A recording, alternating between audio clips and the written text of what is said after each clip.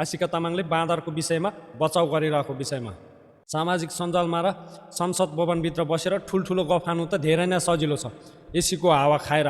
तर ती किसानका ती रगत र पसिना बगाएर लगाएको खेतीको मूल्य नहुँदाखेरि चाहिँ मलाई अलिकति दुःख लागेको छ। जुन बाँदर चाहिँ आएर 1 मिनटमा हामीले रगत र पसिना बगाएर लगाएको खेती 1 मिनटमा नष्ट पार्छ, त्यतिखेर हाम्रो मुटु कसरी फुट्छ भनेर सांसद भवनभित्र बसेर र सामाजिक सञ्जालमा आएर ठुल्ठुलो गफ हान्न त आशिका तामाङ माननीयजी निकै नै राम्रो कुरा छ। तपाईँको ठुला गफ गर्नु त जुन तपाईँले बाँदरको विषयमा बाँदरको बचाउ गरिरहनु भएको छ नि त्यो तपाईँको बाउ पर्छ कि आमा पर्छ। र मेरो एउटा प्रश्न, जुन चाहिँ किसानले 6 महिना वर्ष दिन लगाएर रगत र पसिना बगाएर चाहिँ लगाएको खेती 1 मिनटमा नष्ट गर्दाखेरि त्यतिखेर किसानको मुटु कसरी फुट्छ भनेर तपाईँलाई के थाहा? समसामयिक विषयमा कुरा उठाउँदै बाँदरको बचाउ गर्नेतिर लागियो र हामी किसानहरूलाई गाउँबाट उठीबास लगाउने विचार गर्न लाग्यो। हामी जस्ता किसानहरूलाई चाहिँ लखेट्नुपर्छ, यिनीहरूलाई खेतीपाती गर्नु हुँदैन, बाँदर मार्नु लाउनु हुँदैन, त्यस्तो खालको कुरा गर्यो आशिका तामाङले चाहिँ। हामी जस्तो किसानले एक छाक बिहान र बेलुका खानको लागि कति दुःख र कष्ट गर्नुपर्छ भनेर यस्ता खालको सांसदहरूलाई के थाहा? त्यो हामी किसानले राम्रोसँग बोकिरहेको छु। के हामी जस्तो किसानले खेतीपाती गर्नै नपाउने हो त अब नेपालमा? बाँदरलाई खेत्न नपाउने र मार्नु नपाउने हो भनेदेखि दिनौको दिनौँ बाँदर बढेकै छ। बाँदर नआउने ठाउँमा पनि अहिले बाँदर लाग्नु थालेको छ।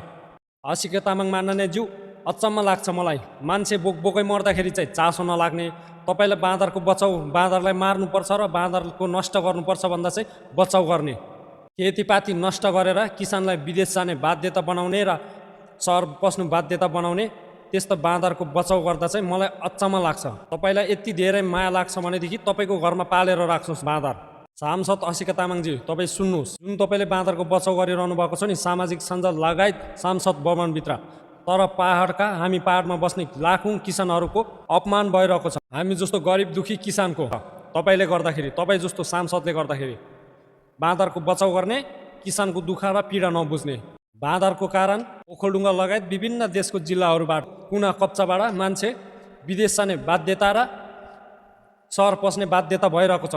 तपाईँले यो कुरा बुझेको खोइ त? बाँदरले खेतीपाती मात्रै खाएको छैन, जीव ज्यानको पनि खतरा छ यो बाँदरदेखि। तपाईँले उखान त धेरै सुन्नुभएको होला, बाँदरले गर्दाखेरि वृद्ध बित्तरा बालबालिकालाई आक्रमण गरेको कुरा पनि सुन्नुभएको होला तपाईँले।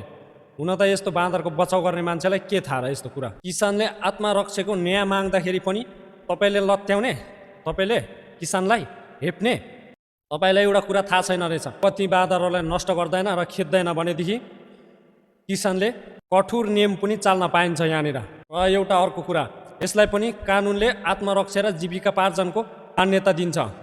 बुझ्नुभयो? यो बाँदरको विषयमा यदि तपाईँको घरभित्र पसेर कसैले तपाईँको घाँस खोज्छ र तपाईँको कमाइ बर्बाद गर्छ भनेदेखि, तपाईँको छोराछोरीलाई झम्टिन्छ भनेदेखि तपाईँ आरती ओह्रालेर बस्नुहुन्छ कि त्यसलाई तपाईँ तह लगाउनुहुन्छ? यदि अन्नबाली सखप गर्ने र मान्छेमाथि आक्रमण गर्ने बाँदरलाई अन्नबाली नष्ट नगर्ने हो भनेदेखि बाँदरलाई न त किसानलाई मार्नुपर्ने रहर थियो, न त लखट्नुपर्ने रहर थियो। यो भनेको किसानको आत्मरक्षाको लागि गरेको बाध्यता हो। त्यसैले बाँदरलाई मार्नु पाउँदैन र लखट्नु पाउँदैन भन्ने कुरालाई चाहिँ किसानको पेटमा नुनचुक छर्किनु बन्द गर्नुहोस्। र अर्को कुरा, बाँदर बन्द पहिले देशका किसान र नागरिक बाँच्नुपर्छ। यदि किसान नै रहेन भनेदेखि तपाईँहरूले खाने चामल, नुन, तेल कुन कारखानाबाट आउँछ? त्यसैले बाँदर लखट्नु पाउँछ र मार्नु पाउँछ, यो एकदमै किसानहरूको लागि एकदमै जरुरी छ। कि तपाईँहरूको विचारमा के लाग्छ? तपाईँहरूले कमेन्ट गर्नु नछुटाउनु होला र यो भिडियो सक्दो सेयर गरेर आशिका तामाङसम्म पुर्याइदिनु होला। जय देश, जय किसान।